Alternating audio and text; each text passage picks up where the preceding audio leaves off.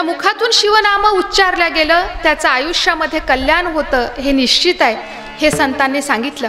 संत नामदेवरायांनी सांगितलं, संत जगद्गुरू तुकोबारायांनी सांगितलं. आणि श्री गुलाबराव महाराजांनी तर स्वतःची ओळखच अशी करून दिली. महाराजांच्या भावविश्वामध्ये भगवान शंभू त्यांचे पिता आहे. आपल्या आयुष्यामध्ये वडिलांचं काय स्थान असावं? उमा माता, पिता शिव. माझी माता भगवती पार्वती आहे, जी संपूर्ण जगाची जननी आहे, ती पार्वती माझी माता आहे. आणि भगवान शंकर जे या सृष्टीचं आदितत्व आहे, आदिमूळ आहे, ते माझे पिता आहे. आपली लौकिक ओळख वेगळी असते. गुलाब गोंदूजी मोहोड माधानकर ही महाराजांची लौकिक ओळख, परंतु महाराजांच्या भावविश्वामध्ये मात्र त्यांचे आई वडील हे उमा आणि शंकर आहे. म्हणून शिव हे नाम मंगलकारी आहे, शिव हे नाम अत्यंत कल्याणप्रद आहे. असं म्हटलं जातं की शिव म्हणजे अजर, शिव म्हणजे अमर. आणि संतांनी अमर होणे या शब्दाचा अर्थ सांगितला. अमर म्हणजे काय हो? आपण ज्या देहामध्ये आलो आहे या देहाला मरण न येणे म्हणजे अमर आहे का? संतांनाही अपेक्षित नाही. कारण संतांनी मुळात अज्ञानच त्या गोष्टीला म्हटलंय. कशाला अज्ञान म्हटलंय? माझ्या एखाद्या आजीला जर लिहिता वाचता येत नसेल तर तिला अज्ञानी म्हटलं नाही, किंवा आम्हाला लिहिता वाचता येते म्हणून आपण ज्ञानी आहोत असंही नाही. आपल्या लिखाणा वाचनाचा आणि आपल्या डिग्रीचा या शिक्षणाचा संबंध या परंपरेच्या ज्ञान या संकल्पनेशी नाही. तर संतांनी असं म्हटलं, मी स्वतःला देह मानणे, मी जे काही दिसतोय हे शरीर म्हणजेच माझं अस्तित्व आणि माझी ओळख आहे, माझं मूळ रूप आहे, असं ज्याला ज्याला वाटतं तो अज्ञानी असं म्हटलंय. तर देहाच्या पलीकडे मी काय तत्व आहे, त्या आत्मतत्वामध्ये मी स्थिर होणं, त्या आत्मतत्वामध्ये मी स्थित होणे, याला अमर होणे असं म्हटले. म्हणजे शिव या शब्दाचा अर्थ आहे मी माझ्या आत्मतत्वामध्ये स्थिर होणे. आणि हे जर आपल्याला आपल्या साधनेनं साधता आलं, आपल्या अभ्यासानं ते जाणून घेता आलं, तर आपण शिवस्वरूपामध्ये स्थिर आहो असं समजावं. शिवांना मूळ ज्ञानाचा स्रोत किंवा मूळ ज्ञान असं म्हटलं गेलं. आपण गुरुपरंपरेचे अभंग म्हणताना हरिपाठानंतर म्हणतो, आदिनाथ गुरु सकळ सिद्धांचा. सर्वात मुख्य गुरुतत्व कोणतं असेल तर ते भगवान शंकर आहे. त्यांच्यापासून ते ज्ञान माता पार्वतीपर्यंत आलं आणि नंतर परंपरेनं ते ज्ञान आपल्यापर्यंत आलं. मग ही जी सगळी नाथ परंपरा आहे ही निवृत्तीनाथांनी ज्ञानोबारायांपर्यंत दिली आणि माऊलींनी ती आपल्या सगळ्यांसाठी खुली केली. हे आपलं भाग्य आणि ह्या माऊलींचा उदारपणा आहे. राष्ट्रसंतांची गुरुपरंपरा सुद्धा नाथ परंपराच आहे. अडकुजी महाराज असतील, अडकुजी महाराजांच्या गुरु आरवीच्या मायबाई असतील, ही संपूर्ण परंपरा सुद्धा नाथ परंपरा आहे. म्हणून या सृष्टीमध्ये जे संपूर्ण ज्ञान दिलं असेल ते जर कुणी दिलं असेल तर ते ज्ञान भगवान शंकरांनी दिलेलं आहे. म्हणून असं म्हटलं जातं की तुम्हाला तुमच्या आयुष्यामध्ये कोणतीही विद्या किंवा कोणतंही ज्ञान प्राप्त करायचं असेल तर भगवान शंकरांची उपासना आपण केली पाहिजे. भगवान शंकरांच्या उपासनेचं काय महत्त्व आहे आपण शिवरात्रीच्या निमित्ताने जाणून घेतलं पाहिजे. लौकिक आयुष्याच्या मागण्यांसाठी भगवान शंकर आहेत का? नाहीत, असं नाहीत. पण आपण जर पाहिलं की मी जर केवळ देह नाही तर प्रपंचामध्ये माझं कर्तव्य, मी जर कुणाची पत्नी आहे, मी कुणाची आई आहे, या देहरूपानं आहे तोपर्यंत लौकिक आयुष्यासाठी ते ठीक आहे. पण याच्या पलीकडे जर मी काही आहे, कारण श्री गुलाबराव महाराजांनी प्रत्यक्ष मायबाईंना हे सांगितलं, तू नव्हेस स्त्री ना पुरुष, सच्चिदानंद स्वयंरूप. भगवंताचं जे स्वरूप आपल्याला सांगितलं जातं की ते सत्य आहे, ते चिन्मय आहे, ते चैतन्यमय आहे आणि ते आनंदमय आहे. मग हे सगळं जर आपण आहोत तर भगवान शंकराची केवळ पूजा, केवळ आराधना हे लौकिक आयुष्यातील गोष्टी प्राप्त करण्यासाठी नाही, तर मी जे तत्व आहे हे मुळात शिवतत्व आहे. श्री गुलाबराव महाराज असं म्हणायचे की तुम्हाला काही कळो की नाही कळो, पण रोज किमान 3दा मी ब्रह्म आहे, मी देह नाही, मी ब्रह्म आहे, मी देह नाही, हे तोंडानं तरी म्हणत जा. महाराजांनी लिहून ठेवलं. का म्हटलं पाहिजे? कारण मी जेव्हा असं म्हणेल की मी सुंदर आहे, मी आनंदी आहे, मला कुठलीही भीती नाही, मी निर्भय आहे, मी जेव्हा हे रोज माझ्या वाणीने म्हणतो तेव्हा माझ्या मनावर त्याचा संस्कार होतो. आणि श्री महाराज असं म्हणायचे की आपलं तत्व जर मुळात शिवतत्व आहे, आपण जर ब्रह्म आणि चैतन्य आहे, तर हे मला कसं कळावं? कळेल तेव्हा कळेल, पण मी माझ्या वाणीनं तरी किमान रोज त्याचा उच्चार करावा, ही महाराजांची आज्ञा होती. जसं एखादी भिंगोटी असते, एखादी अळी असते, तिचं फुलपाखरू कसं होतं? कारण ती जे चिंतन करते ते त्या फुलपाखराचं चिंतन करतं. म्हणून तुमच्या रोजच्या चिंतनाने किमान तुम्हाला ब्रह्मतत्व हे कळावं अशी इच्छा तरी निर्माण व्हावी. शिवतत्व हे ज्ञानाचं तत्व आहे. आत्मरूपात स्थिर होणे हे ज्ञान आहे.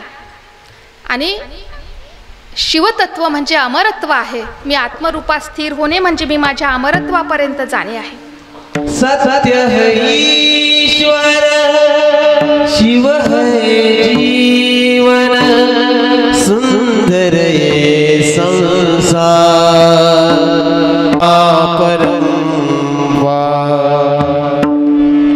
मन मेरा मंदिर, शिव मेरी पूजा, शिव से बड़ा नहीं कोई दूजा. बोले सत्यम शिवम, बोल तू सुंदरम, मन मेरे शिव के महिमा के गुण गाए जा. मन मेरा मंदिर, शिव मेरी पूजा.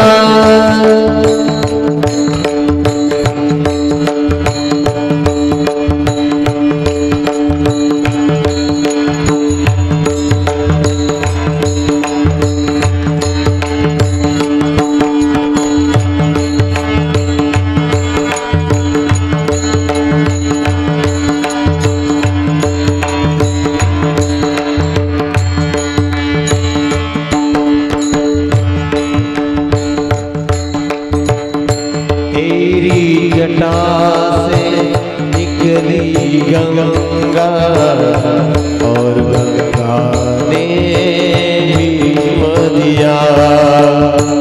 तेरी जटा से निकली गंगा और गंगा ने भीष्म दिया है.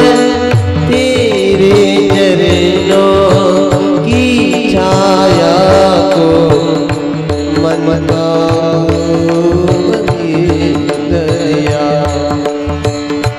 मन मेरा मंदिर, शिव मेरी पूजा, शिव से बड़ा नहीं कोई दूजा.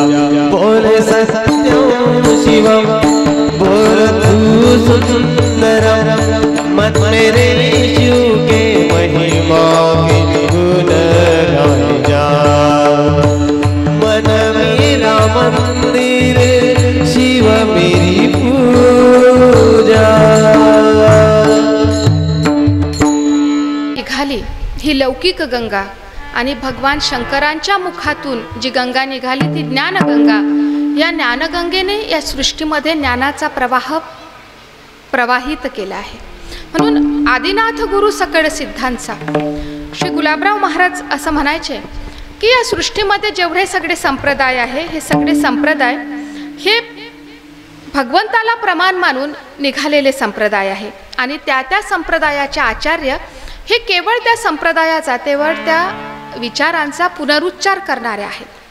श्री महाराजांनी जो मधुराद्वैत संप्रदाय सांगितला ते असं म्हणायचे की हा आदिनाथ मधुराद्वैत संप्रदाय हा भगवान आदिनाथ शंकरांपासून निघालेला संप्रदाय आहे.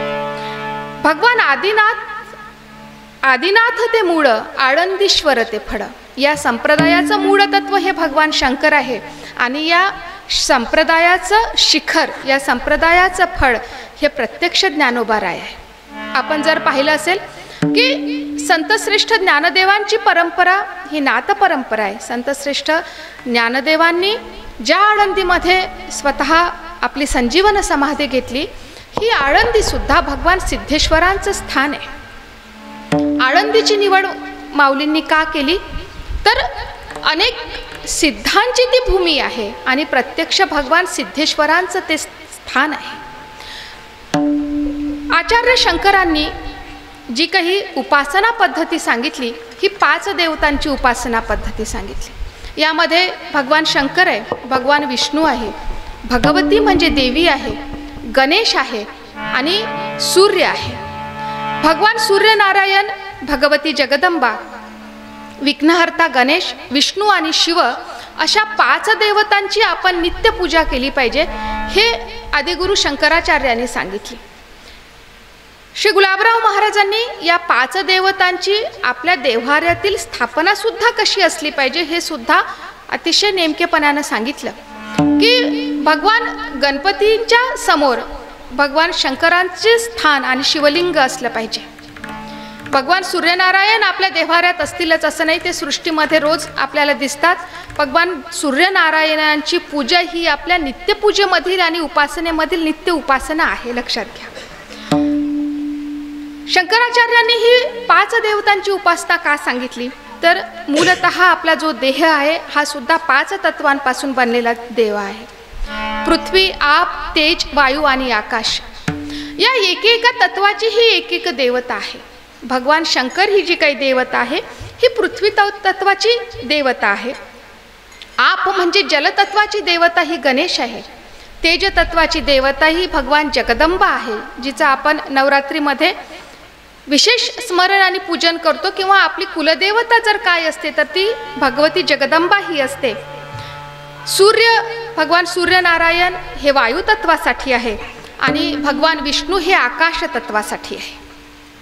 मग भगवान शंकर हे पृथ्वी तत्वासाठी आहे आणि पृथ्वी तत्वासाठी आहे म्हणून शिवलिंग हे मातीचे बनविले जाते।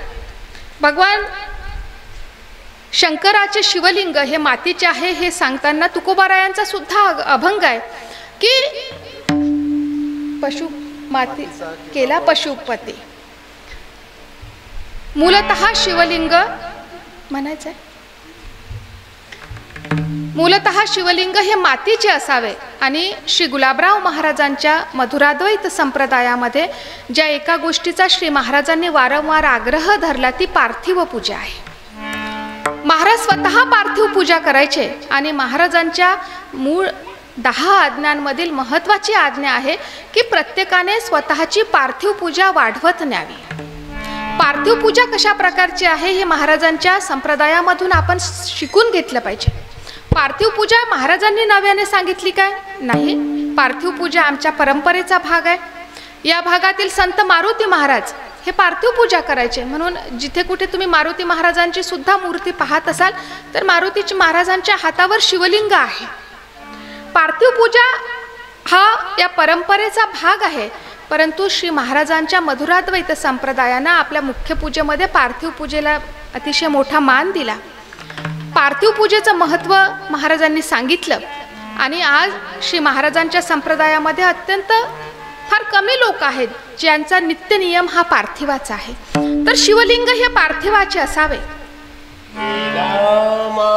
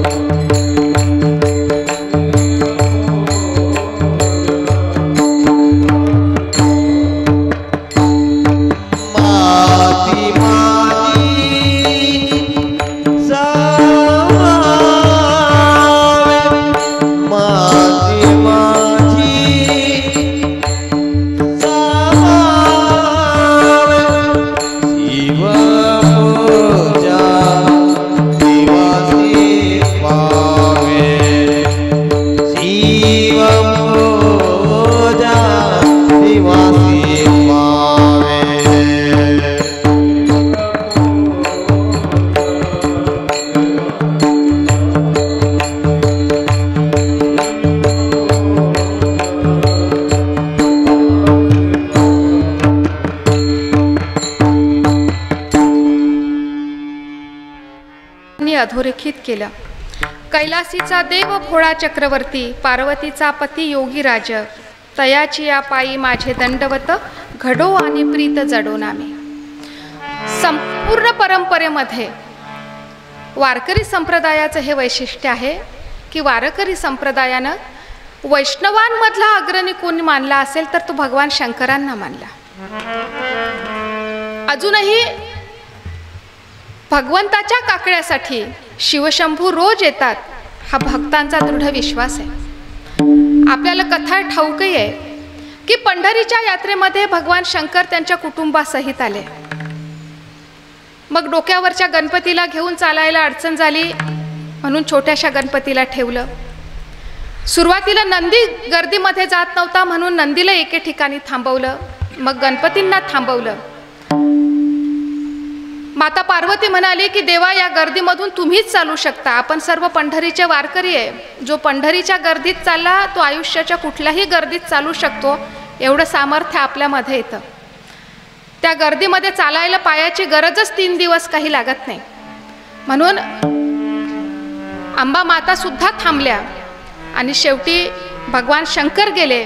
पांडुरंगानं उचलून स्वतःच्या माथ्यावर ठेवलं. म्हणून आपल्या प्रिय असणाऱ्या पांडुरंगाच्या माथ्यावर भगवान शंकर आहे हे आपण जाणतो. श्री महाराजांच्या मधुराद्वैत संप्रदायामध्ये हा शिवरात्रीचा उत्सवाचं 9 दिवसांचा हा उत्सव असतो. 9 दिवस मधुराद्वैत संप्रदायामध्ये शिवरात्रीचा उत्सव अतिशय आनंदाने केला जातो. मधुराद्वैत संप्रदायाचे काही उत्सव अतिशय महत्त्वाचे आहेत. त्यात गोकुळाष्टमीचा उत्सव आहे आणि त्यात शिवरात्रीचा उत्सव आहे.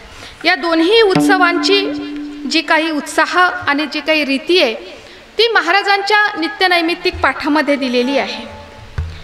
डवरला गिरी कैलास ढवळा, सिंहासन ज्याला ढवळेची, पाहता पाहता निवाले लोचन, भव्य ज्याचे ध्यान एकरूप. संत नामदेवरायांनी जे काही अभंग या शिवरात्रीसाठीचे केलेले आहे, या सर्व अभंगांचं गायन श्री महाराजांच्या या उत्सवाच्या वेळी केल्या जातं.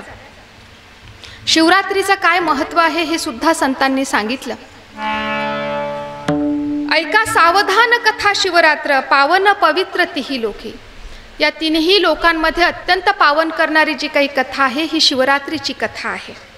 भाव धरोनी या आचरते जरी, वास शिवपुरी घडे जशी.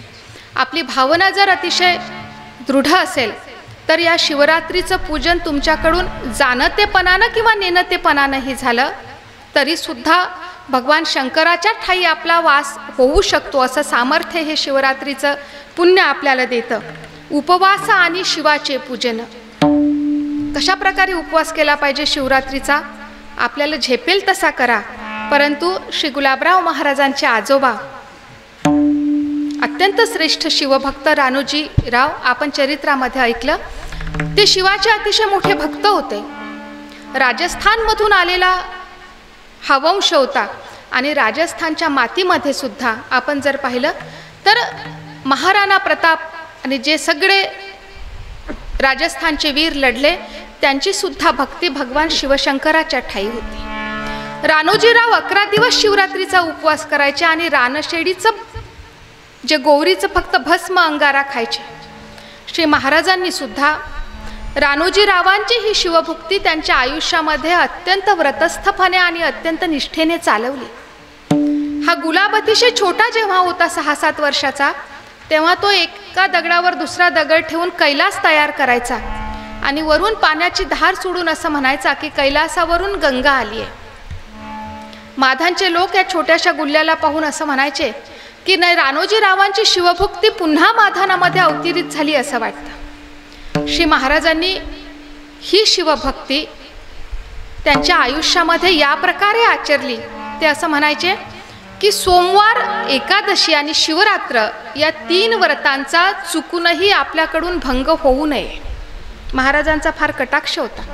स्वमत निर्णयमध्ये महाराजांनी स्वतःची काही मतं दिली. त्यामधील हे एक मत आहे की एकादशी केली पाहिजे, फक्त केली नाही पाहिजे तर चुकूनही एकादशीचा भंग होता कामा नये.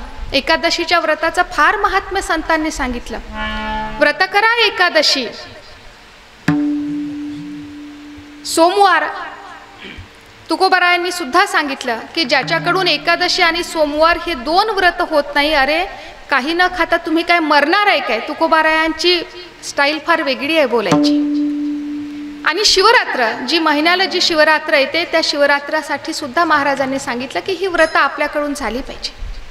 यानंतर महाराजांनी स्वतःची जी प्रिय तीर्थ सांगितलीत, त्या तीर्थांमध्ये पंढरपूर आहे, आळंदी आहे, प्रयाग आहे, काशी आहे आणि जेवढी हिमालयातील भगवान शंकरांची स्थानं आहे, मग ते केदारनाथ असेल, बद्रीनाथ असेल, श्री महाराज असं म्हणायचे की ही सगळी स्थानं माझी अत्यंत प्रिय तीर्थ आहेत.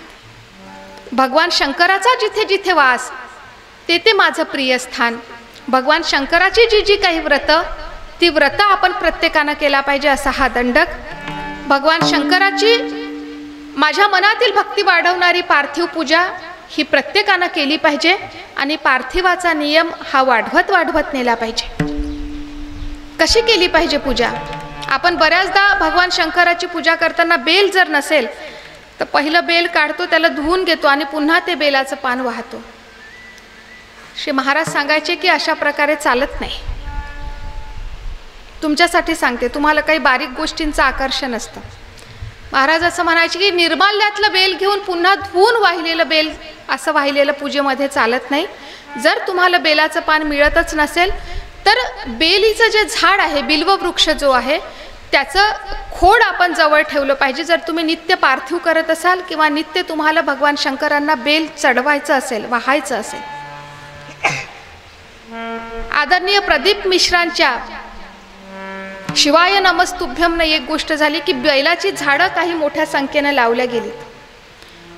बेलाच्या झाडाचं अतिशय महत्त्व आहे. आपण धार्मिक दृष्टीनं का व्हावं, पण बिल्ववृक्ष लावतोय ही त्यातली अत्यंत महत्त्वाची गोष्ट आहे.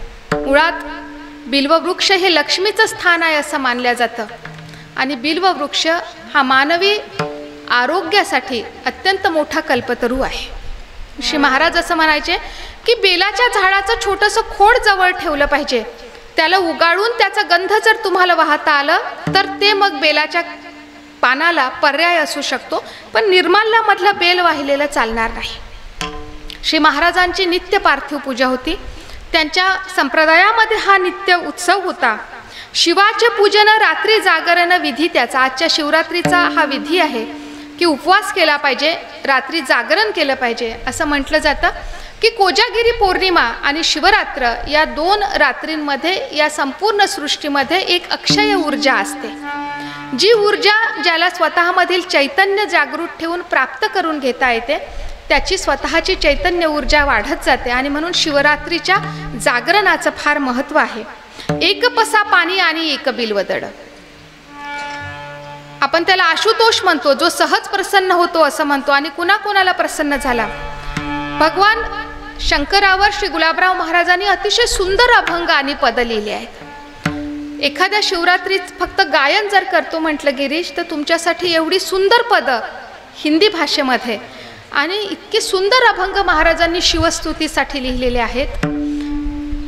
महाराज असं म्हणतात की काय शंभू महादेवा, मला फक्त तू प्रसन्न होत नाही, पण आजवर तू ज्यांना ज्यांना प्रसन्न झाला त्या तुझ्या भक्तांकडे एक नजर टाक बरं. कोणाला प्रसन्न झाला? अरे रावणाला प्रसन्न झाला, जो दुसऱ्याच्या पत्नीला ज्यानं हरण केलं. बाण नावाच्या राक्षसाला तू प्रसन्न झाला.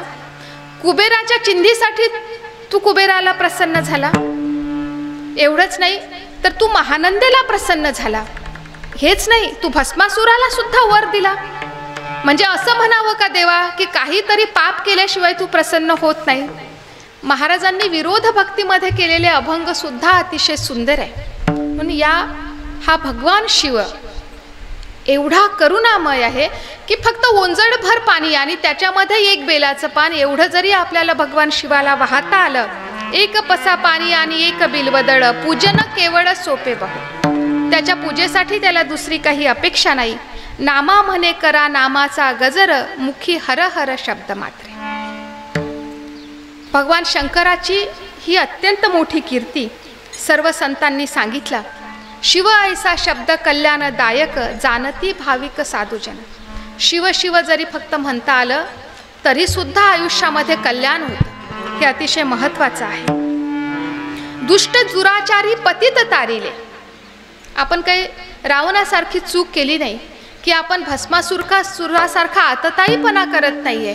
मग आपल्या मनामध्ये हा भाव असायला पाहिजे की माझ्यासाठी तर शिवशंभू अत्यंत दृढपणे माझ्या पाठीशी उभा आहे, नाही अभेरिले दीनानाथे.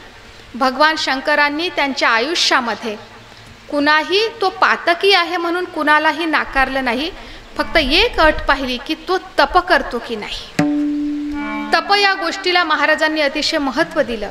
आपण जर पाहिलं की ज्या असुरांनी सुद्धा आयुष्यामध्ये काही वर प्राप्त करून घेतले आहे त्या असुरांनी सुद्धा तप केलं. तपाशिवाय आयुष्यामध्ये कुणाला काही प्राप्त झालेलं नाही. नामा म्हणे शिव विष्णू एकरूप ताराया अमूप अवतार. आणि वारकरी संप्रदायाच्या संतांचं मग मात्र वैशिष्ट्य आहे की त्यांनी भगवान शंकर आणि भगवान विष्णू या दोहोंमध्ये कधी भेदभाव केला नाही.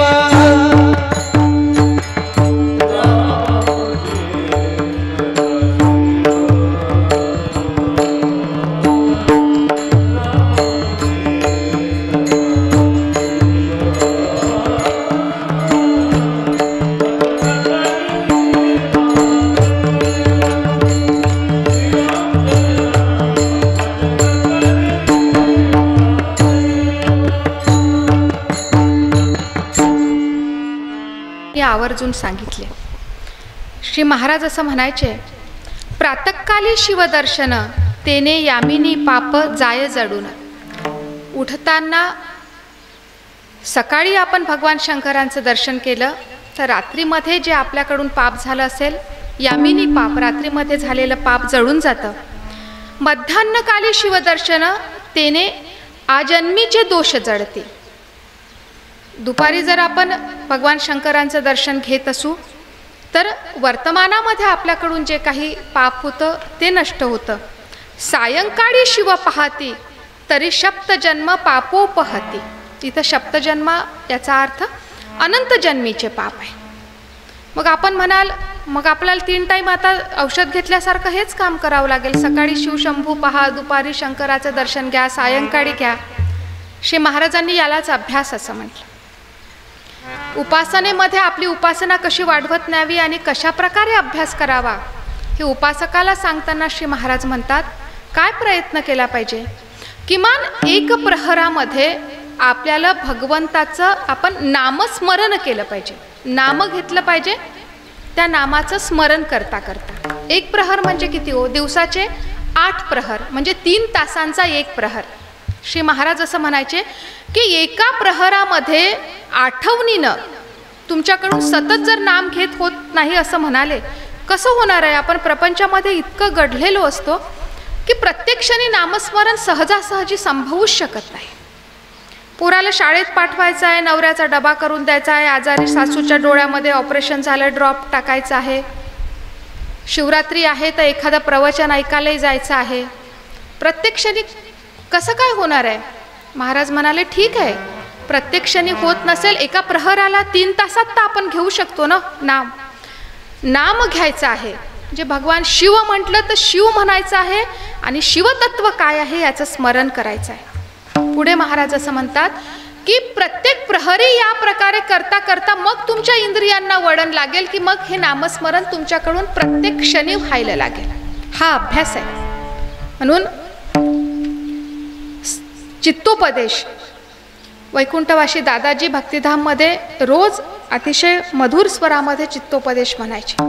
चित्तोपदेश हा महाराजांचा नित्य नियम होता. सर्वात महत्त्वाचं माणसाचं चित्त आणि त्याला समर्थ रामदासांप्रमाणे श्री महाराजांनी या चित्ताला उपदेश केला ते सांगायचे की सकाळी उठल्यावर पहिलं नाम कोणत्या देवतेचं घ्यायचं आहे तर ते भगवान शंकराचं नाव घ्यायचं. जाग आल्याबरोबर काय म्हणायचं आहे तर ओम नमः शिवाय किंवा शिवाय नमः जे काही आपण म्हणतो ते पहिले म्हणायचं आहे. हा दंडकच आहे.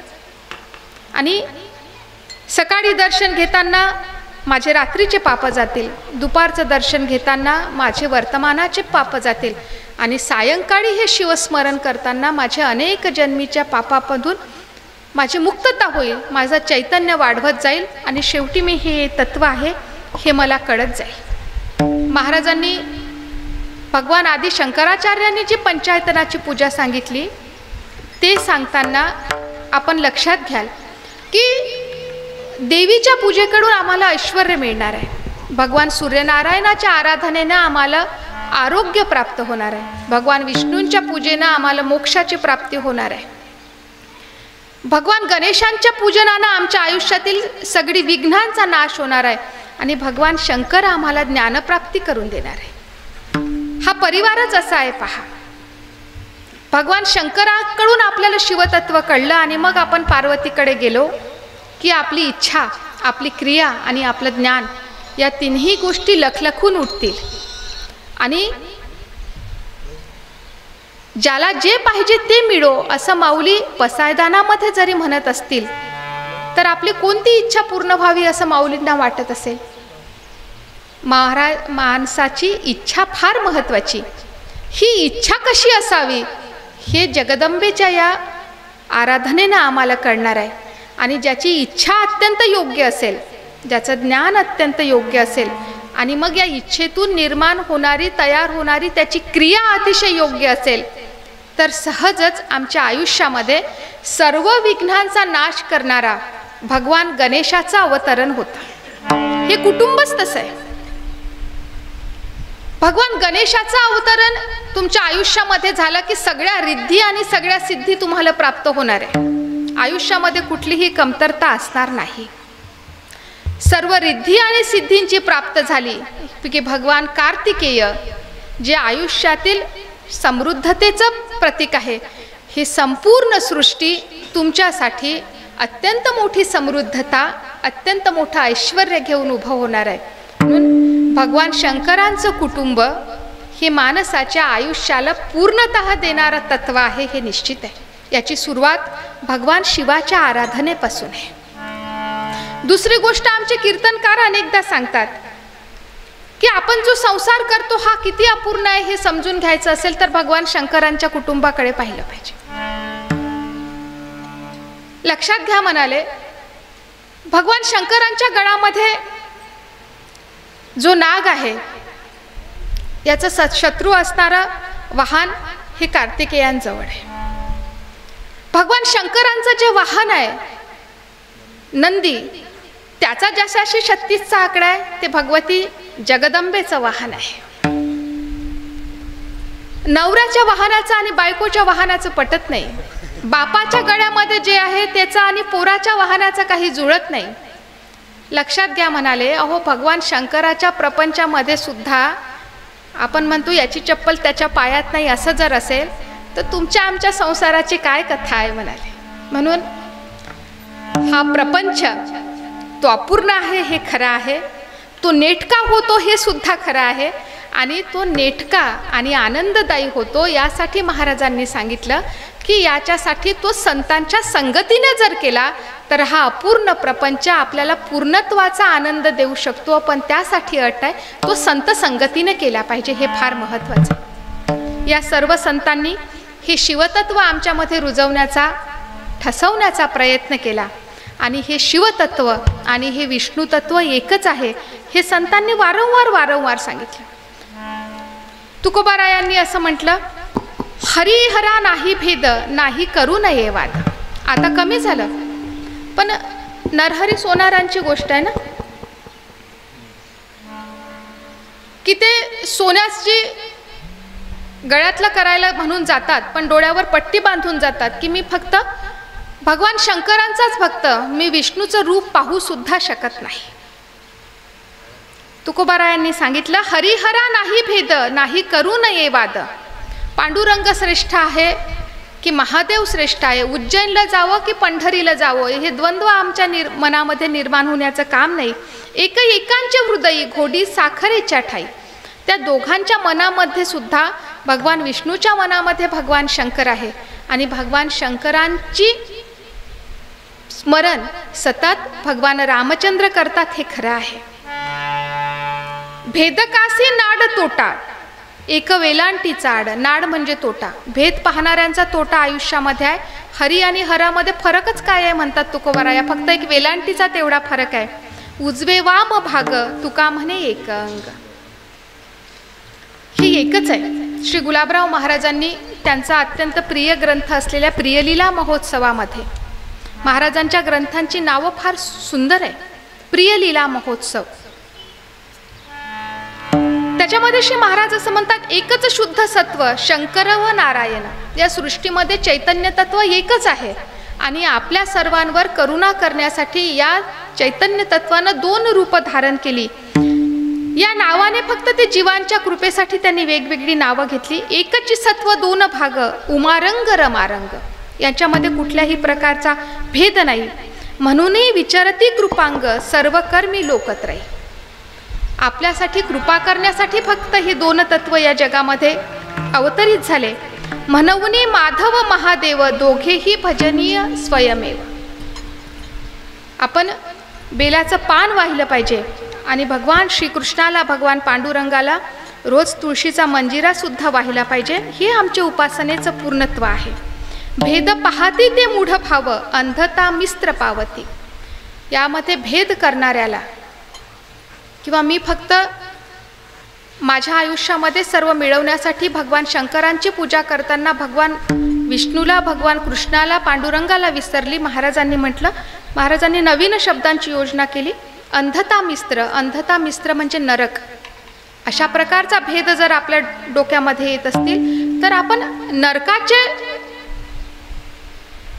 नरकामध्ये जाऊ, अशा प्रकारे श्री गुलाबराव महाराजांनी सांगितले. म्हणून वैष्णवामध्ये जो श्रेष्ठ वैष्णव आहे तो भगवान शिवा आहे आणि या भगवान शिवाची आराधना करताना महाराजांनी सांगितलं, अरे काय माझं शेती माझं घर करून राहता. महाराजांचा एक अभंग अतिशय सुंदर आहे. मंदिर माळी पुरे पुरे, मंदिर माळी पुरे पुरे थोडा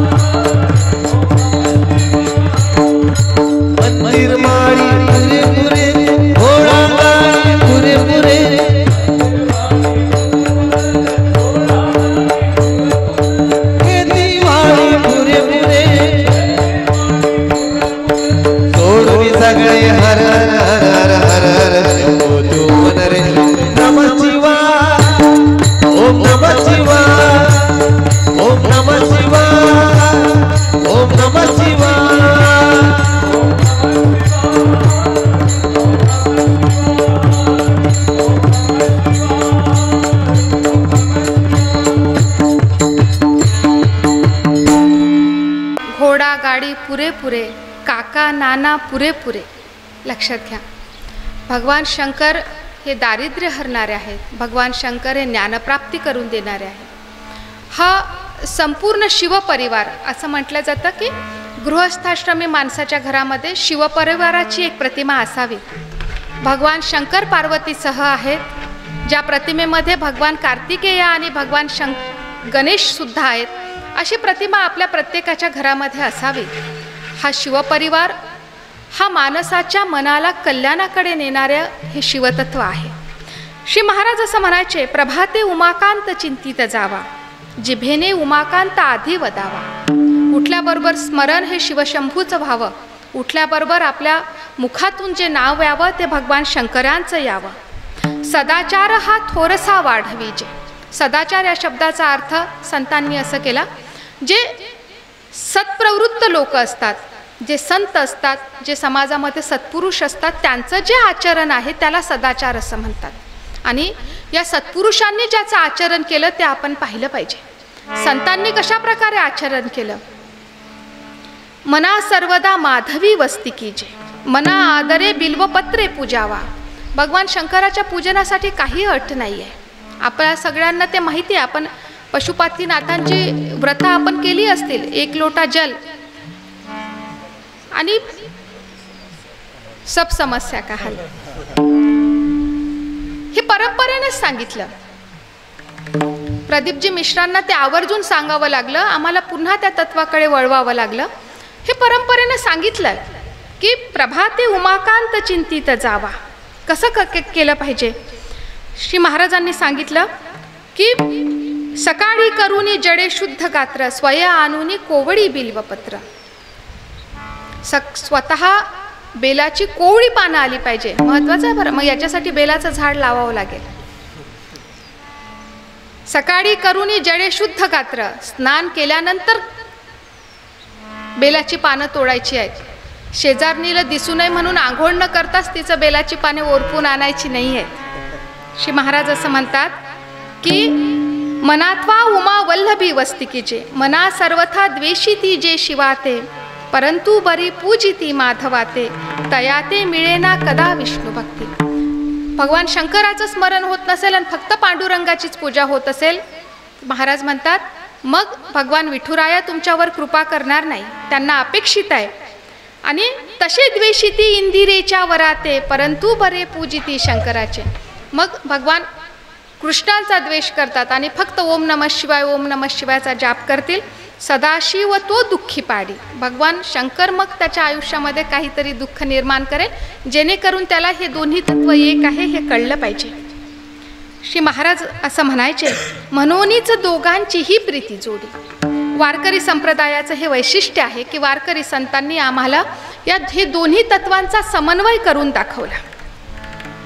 ज्यासाठी आपण पशुपतीनाथांची पूजा केली असेल, त्यासाठी आपण भगवान शंकरांना आडवलं असेल, ज्यासाठी आपण जय महाकाल म्हणून उज्जैनला गेलो असेल, श्री महाराजांनी त्या भगवान शंकरांचं वर्णन करताना एका अभंगामध्ये अतिशय सुंदर एक तत्व सांगितलं. ते असं म्हणतात, जटेत जान्हवी धरिली पवित्र, तू तुझ्या जटेमध्ये पवित्र असा गंगेला धारण केलाय. पातकी मी पुत्र कैसा तुझा. मग मी जर मला तुझा लेकरू म्हणून घेत असेल तर मग मी मात्र पातकी कसा असू शकतो? काय सर्वांना पावन करणारी ही गंगा मला पावन करणार नाही? माथा शुभ्र शोभे शार्वरी प्रदीप, तुझ्या माथ्यावर असणारा अर्धचंद्र हा परंपरेत कलंकित आहे. परी माझा ताप जैसा तैसा, पण मग मात्र माझ्या आयुष्यामधला सगळे ताप तसेच आहे देवा. पोरगा ऐकत नाही, नवरा लक्ष देत नाही, दारिद्र्य पाचवीला पुजलेला आहे. वामांकी पार्वती विश्वाची पालक, तुझ्या डाव्या अंगाला जी बसलेली आहे पार्वती, अरे तिच्यामुळे तर सर्व जग चालतंय.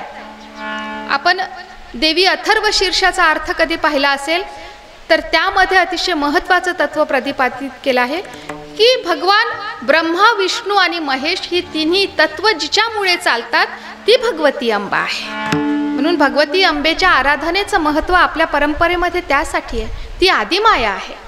महाराज असं म्हणतात की भगवान शंकरा तुझ्या डाव्या बाजूला जी बसली आहे ती तर विश्वाची पालक आहे. परी माझी भूक जैसी तैसी, तरीसुद्धा माझ्या आयुष्यामध्ये माझी भूक मिटत नाही. ज्ञानेश्वर रूपा ताता शूल पाणी करुणा लोचनी पाहे पाहे.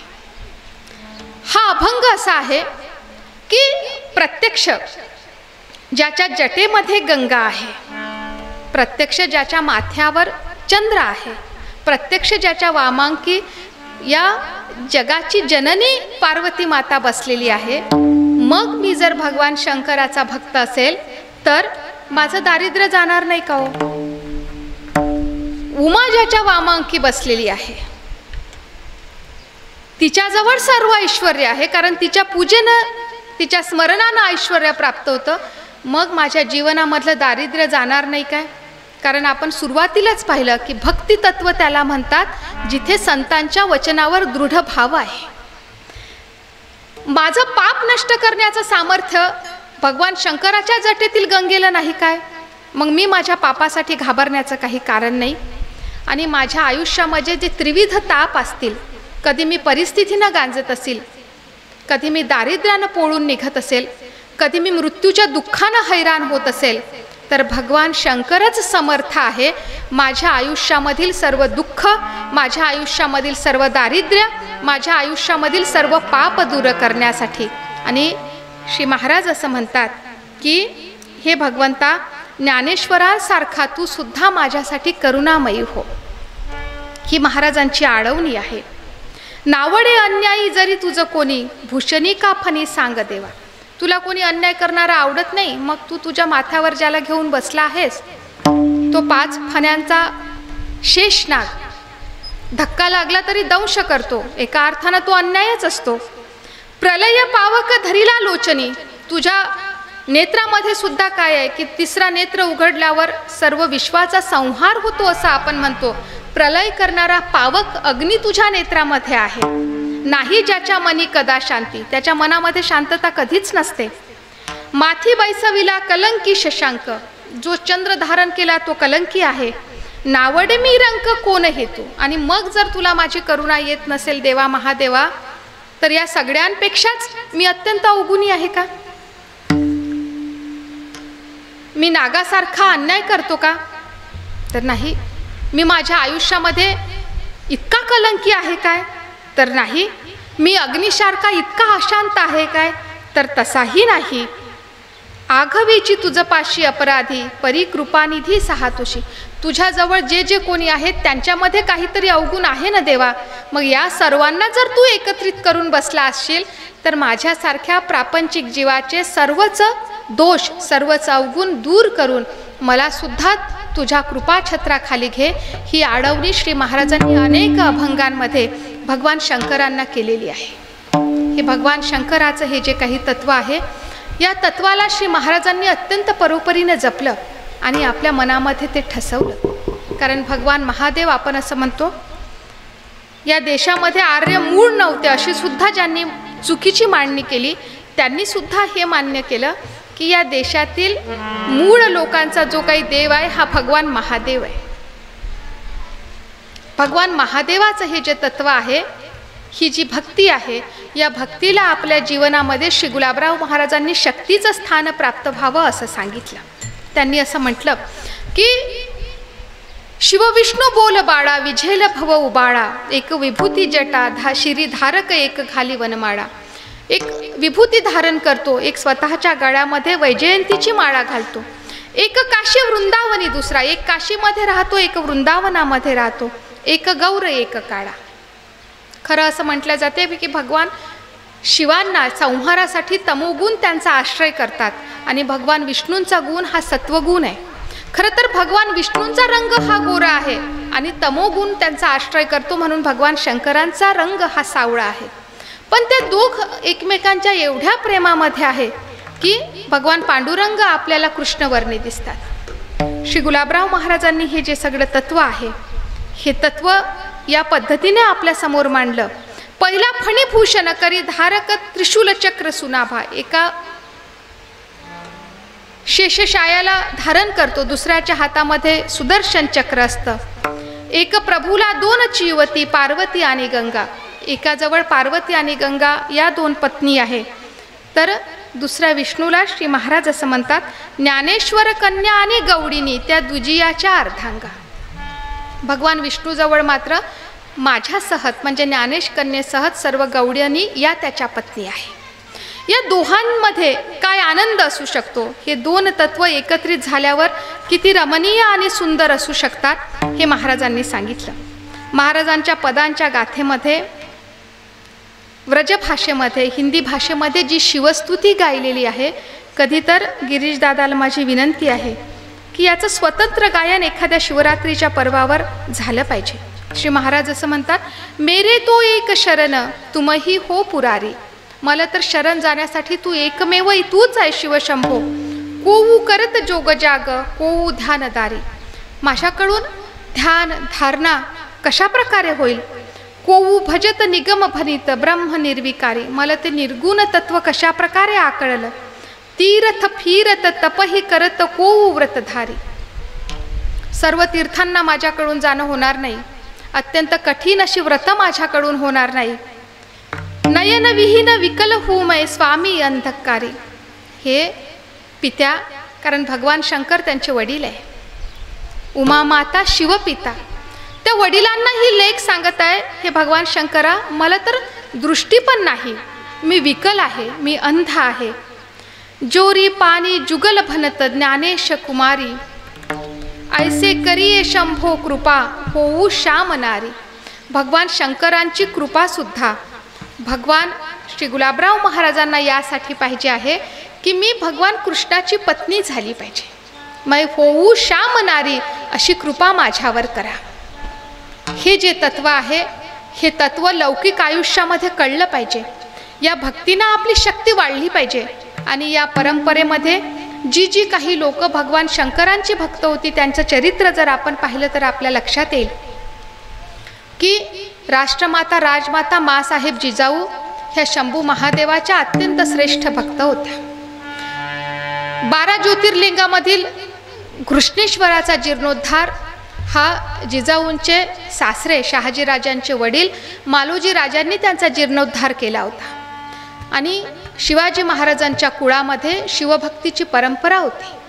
मालोजी राजे ज्याप्रमाणे गुलाबराव महाराजांचे आजोबा रानोजीराव हे शिवांचे भक्त होते, याप्रमाणे शिवछत्रपतींचे आजोबा मालोजीराव हे भगवान शंकरांचे अतिशय मोठे भक्त होते. आणि भगवान शंकरांची ही कृपा होती की या संपूर्ण विश्वाला आदर्श ठरणारा अत्यंत लोककल्याणकारी राजा या शिवकुळामध्ये शिवभक्तीने जन्माला आलेला होता. प्रत्यक्ष शिवाजी महाराज अत्यंत श्रेष्ठ शिवभक्त होते.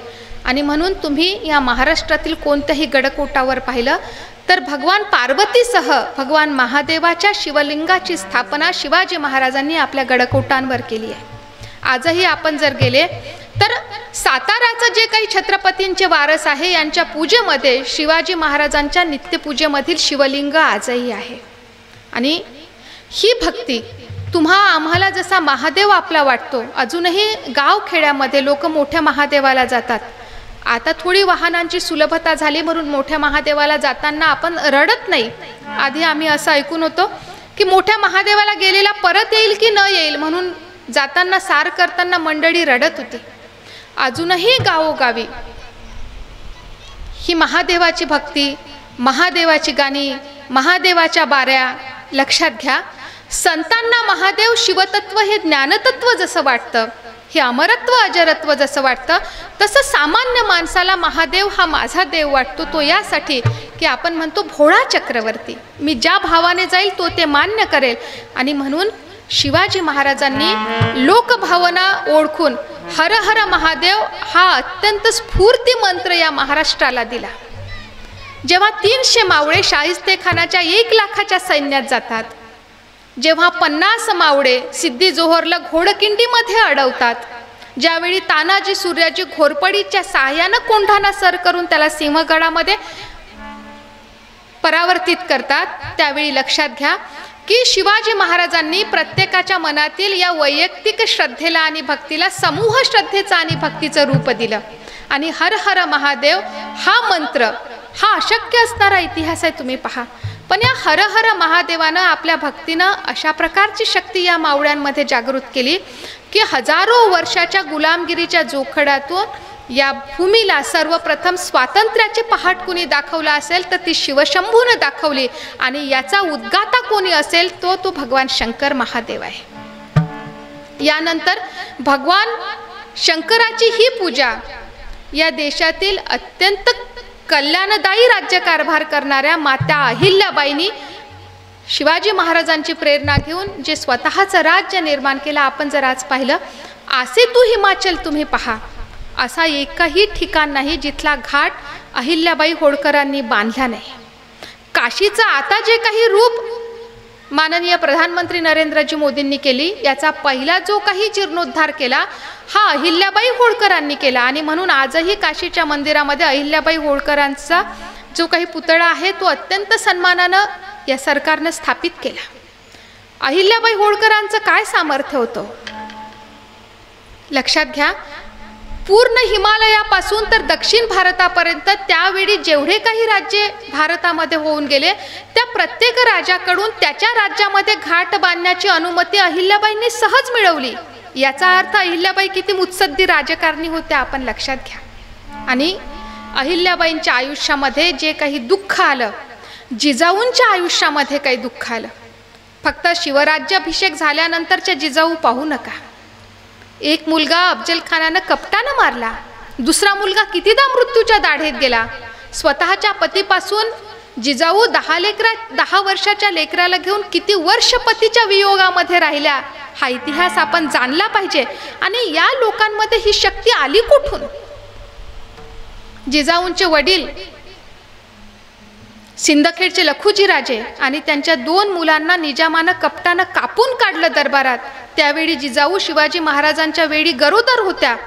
आपल्याकडे गरोदर बाईला दुःखाची बातमी सांगितल्या जात नाही, पण स्वतःचं माहेरच संपलं, वडील गेले, 2 भाऊ गेले, तरी सुद्धा जिजाऊंनी गर्भपात होऊ दिला नाही। उलट गर्भातल्या लेकराला हे सांगितलं की अरे या सर्वांचा बदला तुला घ्यायचा असे आहे जे माझ्या गर्भामध्ये आहे। कुठून आली असेल जिजाऊंमध्ये ही शक्ती?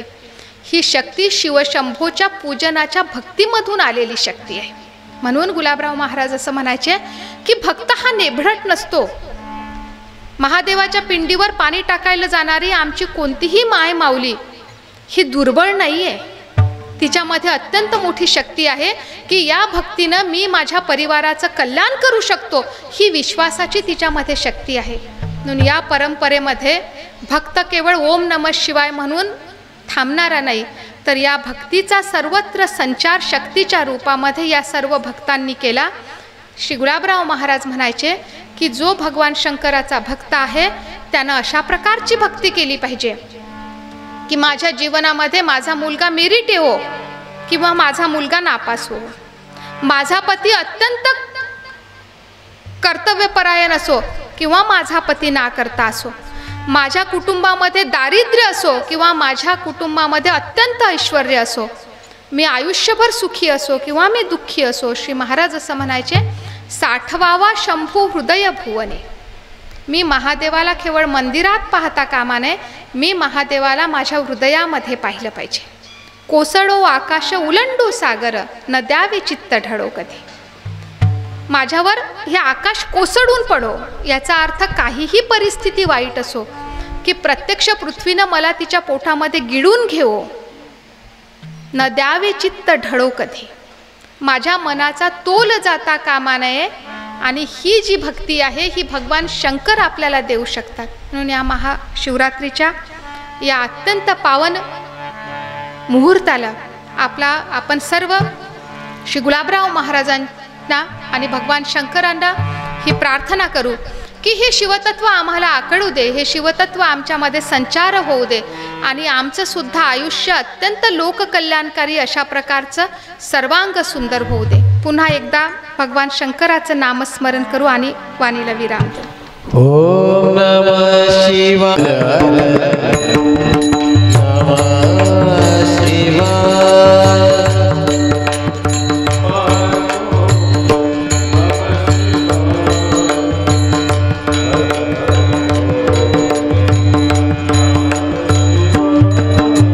ओम